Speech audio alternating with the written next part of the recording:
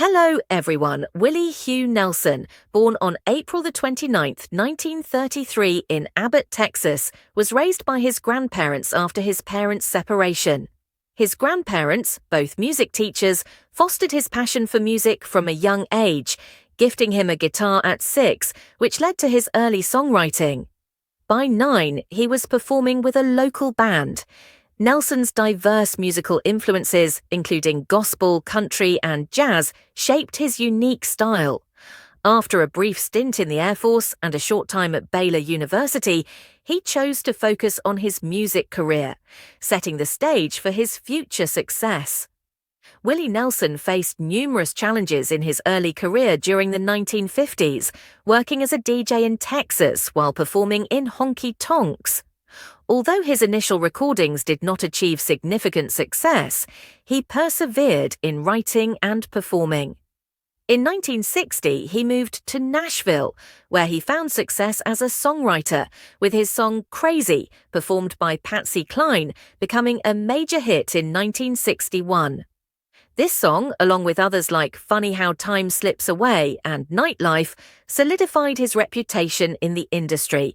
However, despite his songwriting achievements, Nelson struggled to establish himself as a recording artist due to his traditional country style not fitting the prevailing trends.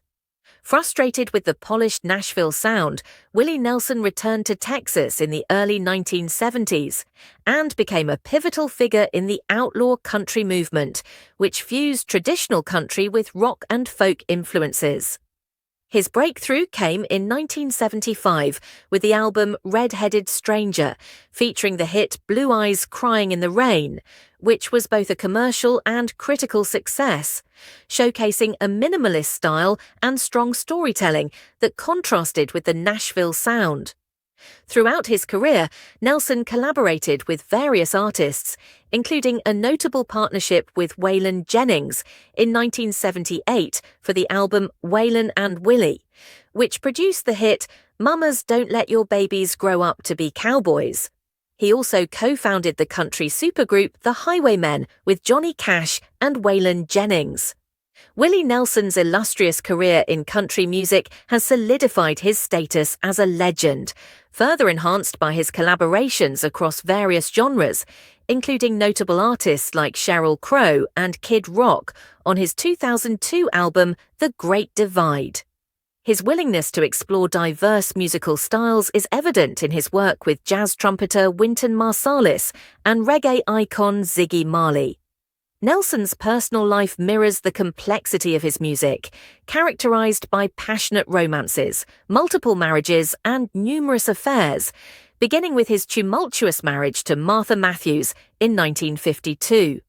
Nelson's relationships were marked by frequent conflicts and infidelities, beginning with his first marriage to Matthews, with whom he had 3 children, Lana, Susie, and Willie Billy Hugh Jr. They divorced in 1962 after a period of intense personal turmoil. In 1963, he married country singer Shirley Collie, but this union also ended in divorce in 1971 after Collie discovered Nelson had fathered a child with another woman, Connie Coke. Nelson's marriage to Coke produced 2 daughters, Paula Carlin and Amy Lee. Yet it too was fraught with challenges, particularly Nelson's ongoing issues with fidelity. Nelson faced significant challenges in his life, including a substantial debt that led to the release of his double album, the IRS tapes, Who'll Buy My Memories. Despite the impact of these financial struggles, he successfully settled his debts and rebuilt his financial standing. Additionally, Nelson has been a prominent advocate for marijuana legalization, despite facing multiple arrests for possession, starting with his first major arrest in 1974. His advocacy has sparked controversy, but has also played a crucial role in the national dialogue on cannabis reform. Furthermore, Nelson endured personal tragedy with the death of his son, Billy, which added to the tumultuous events in his life. Willie Nelson has faced significant personal challenges, particularly following the suicide of his son, Billy, in 1991, which brought him immense grief and highlighted family struggles. Over the years, Nelson has also dealt with various health issues, particularly respiratory problems linked to his long history of smoking. Despite undergoing surgery for a collapsed lung in the late 1980s, he continued to smoke marijuana, which he claims helped him quit tobacco. In 2012, he had to cancel a concert due to breathing difficulties, later revealing he was suffering from a chronic lung condition. By 2019, ongoing respiratory issues forced him to cancel several tour dates, leading him to switch to using a vaporizer for his professional life has been significantly impacted by his heavy drinking during his early career, which contributed to the breakdown of his marriages and strained relationships with friends and family. He has also had a tumultuous relationship with marijuana, advocating for its legalization while facing legal issues due to his own use. Despite documented arrests for marijuana possession, he continues to view it as a means to manage stress and avoid more harmful substances like alcohol. Alongside these personal challenges, Nelson has encountered various financial difficulties throughout his career, including issues with the IRS.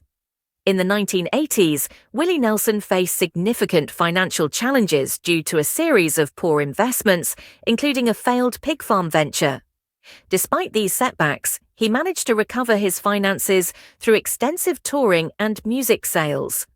Nelson's financial difficulties were further exacerbated by his generous nature, as he frequently donated large sums to friends, family, and various charitable causes, which, while earning him admiration, also led to instability.